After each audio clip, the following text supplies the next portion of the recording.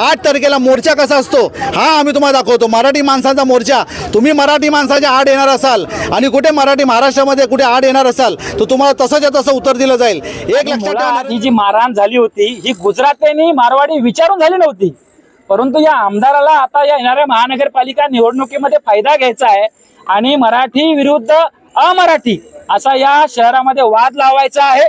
यांनी 2000 आता जी लोकसभेची निवडणूक झाली त्यावेळेस हिंदू मुस्लिम केलं, आता विधानसभेची निवडणूक झाली त्यावेळेस मराठा वर्सेस ओबीसी केलं आणि आता महानगरपालिकेच्या निवडणुकीमध्ये हे राज्यकर्ते, हे बाहेरून आले राज्यकर्ते, मुळात आमचं दुर्दैव आहे की हे बाहेर येऊन आमच्यावर राज्य करतात।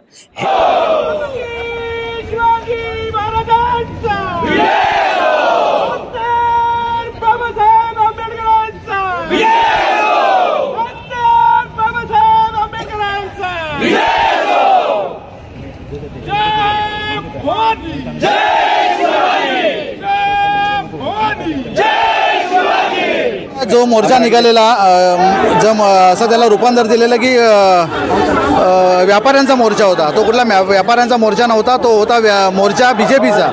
आणि हे लोकांनी दिशाभूल करण्याचं काम केलं आहे। व्यापाऱ्या लोकांना हत्यार बनवत आलेलं आहे, लक्षात घ्या।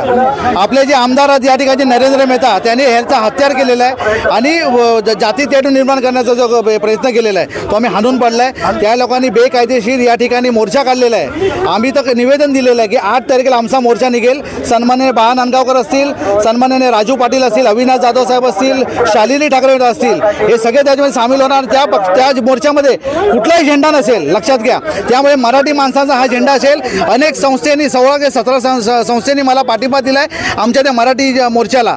त्यामुळे गणपती मंडळ असेल, गोविंदा पथक असतील, सामाजिक संघटना असतील, मराठी एकीकरण असतील, हे सर्वांनी आम्हाला पाठिंबा दिलेला आहे। 8 तारखेला मोर्चा कसा असतो हा आम्ही तुम्हाला दाखवतो। मराठी माणसांचा मोर्चा, तुम्ही मराठी माणसाच्या आड येणार असाल आणि कुठे मराठी महाराष्ट्रामध्ये कुठे आड येणार असाल तर तुम्हाला तसंच्या तसं उत्तर दिलं जाईल। एक लक्षात ठेवा, नरेंद्र मेहता साहेबांना मी एक विनंती करतोय, ज्या मोदी साहेबांनी, ज्या देवेंद्र फडणवीस साहेबांनी, ज्या एकनाथ शिंदे साहेबांनी, ज्या अजित पवार साहेबांनी मराठी भाषेला अभिजात दर्जा दिला, त्या माणसं त्या जातीचा तुम्ही अपमान करताय, लक्षात ठेवा। तुम्ही तुमच्याच नेत्याचा अपमान करताय, लक्षात ठेवा। त्यामुळे मराठी माणसांच्या आड आलात तर तुम्हाला तसंच्या तसं उत्तर दिलं जाईल, हे पण तुमच्या माध्यमातून सांगतोय। आज आम्ही मराठी एकीकरण समितीच्या माध्यमातून सर्व पक्षीय या ठिकाणी माझ्यासोबत शिवसेना, राष्ट्रवादी काँग्रेस, मनसे आणि RPI इतर जे सर्व पक्ष आहेत, तसेच मराठी संस्था, मराठी बांधव या ठिकाणी आम्ही उपस्थित झालेलो आहोत।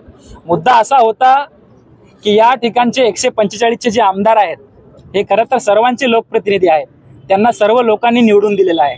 या आमदारांनी काय केलं, एक छोटीशी घटना आहे, मराठीचा अपमान केलं म्हणून आपल्या मराठी प्रेमीने 2 कानाखाली ओढल्या आणि या शहरामध्ये अशा अनेक घटना घडतात। काय मोठी गोष्ट नव्हती, याला कुठेतरी मोठा रूपांतर देऊन आणि आमदार ज्यांनी विधानसभेमध्ये शपथ घेतलेली असते की मी सर्वांच्यासाठी काम करेल, कोणाच्याही बद्दल आकाश ठेवणार नाही, अशी शपथ घेणारे हे आमचे शांतिप्रिय आमदार यांनी त्या सोशल मीडियावरती उल्लेख केला की गुजराती आणि मारवाडी व्यापाऱ्याला मारहाण केली।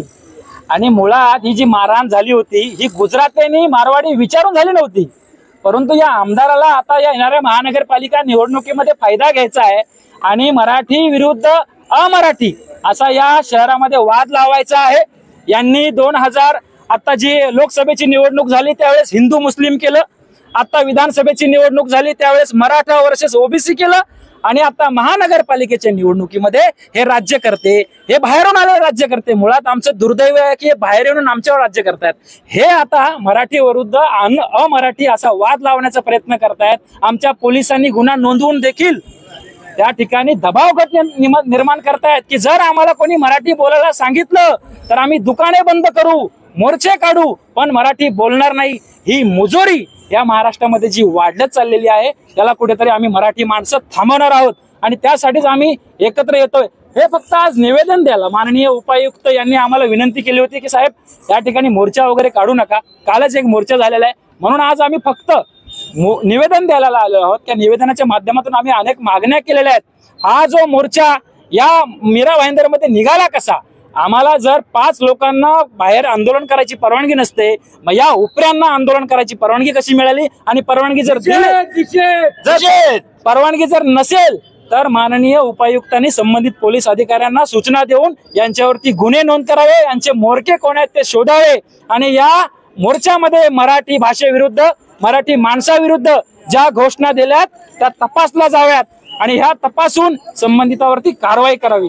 8 मार्चला आमचे महाराष्ट्र नवनिर्माण सेना, शिवसेना, काँग्रेस आणि राष्ट्रवादी मराठी एकीकरण समिती आणि सर्व स्थानिक संस्था यांनी असा एक निर्णय घेतलाय की 8 या मीरा भाईंदर शहरामध्ये एक भव्य मराठी माणसाचा मोर्चा निघेल। याचं कारण असं आहे की आमचे जे आमदार आहेत शांतिप्रिय जे म्हणतायत, जे आमदार आमच्या पोलिसांच्या वरती हल्ला झाला तेव्हा व्यक्त झाले नाही, जे आमदार आता या ठिकाणी एक मुलाचा दुर्दैवी मृत्यू झाला त्यावेळेस बोलले नाही, परंतु हे आमदार एक समाज बांधवाला बोलल्यामुळे सोशल माध्यमावरती व्यक्त होऊन सामाजिक तेढ निर्माण करण्याचा प्रयत्न करतायत।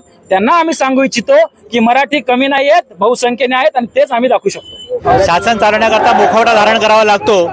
आज हा बीजेपीचा मुखवटा फाटलेला आहे, सगळ्यांना दिसून आलेला आहे की भारतीय जनता पार्टीचा छुपा अजेंडा काय आहे ते या आमदारांनी हे स्पष्ट केलेलं आहे की भारतीय जनता पार्टी हे पूर्णपणे मराठी महाराष्ट्राच्या विरोधात काम करत आहे, मराठी महाराष्ट्राची गळचेपी करत आहे।